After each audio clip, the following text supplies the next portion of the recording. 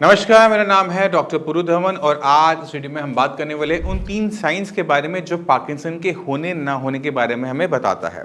अक्सर जब भी कोई पेशेंट पार्किंसन का आता है तो उसके साथ उसके घर वाले भी ज़रूर आते हैं और अक्सर उनके माइंड में बहुत सारे सवाल होते हैं खुद को लेकर। जैसे मेरे पापा को अगर पार्किंसन है तो क्या मुझे पार्किंसन हो जाएगा? ये पहला सबसे बड़ा सवाल है पेशेंट के घर वालों के माइंड में होता है। तो इसके जो पीछे आंसर है उसका आंसर है येस एंड नो, दोनों ही है। पार्किंसन की होने की टेंडेंसी जेनेटिकली देखने को मिलती है कि अगर आपके पेरेंट्स में है तो आपके पार्किंसन होने की संभावना ज्यादा है, नो डाउट। बट अगर आपको पार्किंसन हो रहा है तो आपकी बॉडी आपको क्या सिम्टम देगी ये भी आप सभी को पता होना चाहिए। पहली चीज है वो है डिप्रेशन और एंग्जाइटी।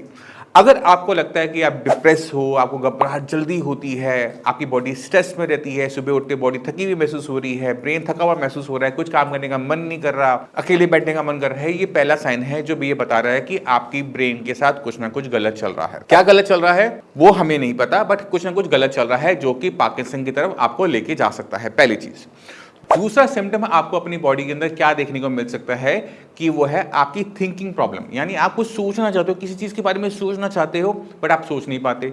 दूसरी चीज आपको देखने को मिलती है कि आपने सोचा था कि आज फ्राइडे है, आज मैं मूवी देखूंगा। आपने मूवी का नाम भी सोच रखा था कि मैं आज पठान देखूंगा, बट आप फ्राइडे आया, आपको पता है मूवी देखनी है बट मूवी का नाम याद नहीं आ रहा कि आपने कौन सा सोचा था। तो ये जब हमें दिक्कत देखने को मिलती है तो ये इनिशियल साइन होते हैं जो हमारे ब्रेन के बारे में ये बता रहे होते हैं कि कुछ ना कुछ हमारे ब्रेन के साथ ऐसा हो रहा है जो कि नहीं होना चाहिए, और जो इनिशियल साइन होते हैं पार्किंसन के। तीसरा जो सिम्टम निकल कर आता है वो आता है आपके हाथ पैर में कंपन का होना। अगर आपके हाथ पैर धीरे धीरे हिलने शुरू हो रहे हैं तो ये सिम्टम दे रहा है कि आपकी बॉडी के साथ दिक्कत हो रही है, आपका ब्रेन जो आपके मसल के साथ कोऑर्डिनेशन बनाए बैठा है उसमें दिक्कत आ रही है। तो ये तीनों साइन के ऊपर आपने खासकर ध्यान रखना होता है कि इनमें से कोई भी सिम्टम आपकी बॉडी में जनरेट ना हो। पार्किंसन तब किसी को होता है जब ब्रेन के सेल्स को डैमेज होना शुरू होता है, ब्रेन के सेल जो डोपामाइन बनाते हैं वो रिलीज नहीं कर पा रहे होते और ब्रेन का हमारी मसल के साथ कोऑर्डिनेशन जाना शुरू होता है। डोपामाइन हमारी मसल के साथ कोऑर्डिनेशन में हेल्प भी करता है और हमें खुश भी रखता है। तो सबसे पहले क्या सिम्टम आया? खुशी का जाना। दूसरा क्या आया? ब्रेन की एक्टिविटी का स्लो हमें महसूस होना। तीसरा हमें क्या नजर आया? वो है अपना मसल्स पे से कंट्रोल का जाना। तो ये 3 सिम्टम आपने हमेशा अपने माइंड में ध्यान रखने हैं। आपने परेशान नहीं होना, आपने अपने आप को हेल्दी रखने के लिए, जैसे मैं हमेशा कहता हूँ, खाने पे ध्यान दो, क्या खा रहे हो क्या नहीं खा रहे, कितना अच्छा हेल्दी खाना खा रहे हो। दूसरा, अपनी एक्सरसाइज जरूर करो, थोड़ी सी वॉक, थोड़ी सी साइकिलिंग, थोड़ी सी स्विमिंग, थोड़ी सा बैडमिंटन, कुछ ना कुछ एक्टिविटी अपने आप को इन्वॉल्व रखो। एक अच्छा सर्कल में जाओ, अपने दोस्तों के साथ जाओ, क्योंकि वो आपके ब्रेन को हैप्पी रखेगा और जितना ब्रेन हैप्पी रहेगा उतना अच्छा वो डोपामाइन रिलीज करेगा। तीसरी इंपॉर्टेंट चीज है वो है आपकी स्लीप। कितने घंटे सो रहे हो, कितने घंटे नहीं सो रहे, वो इंपॉर्टेंट है। आपकी नींद अच्छी होनी चाहिए, आपकी क्वालिटी अच्छी होनी चाहिए। 8 घंटे की 9 घंटे की नींद आराम से लो, कोई दिक्कत नहीं है, क्योंकि आपने अपने ब्रेन को रेस्ट करने देना है, उससे ज़्यादा इन्वॉल्व एक्टिविटी में, स्ट्रेस में नहीं रखना, क्योंकि ब्रेन जितना स्ट्रेस में रहता है उतना जल्दी हम पार्किंसन देखते हैं। पार्किंसन का सीधा सीधा रिलेशनशिप स्ट्रेस के साथ है और ये जो मैं बात कह रहा हूँ ये साइंटिफिकली प्रूफ हो चुकी है कि स्ट्रेस इंड्यूस पार्किंसन होता है।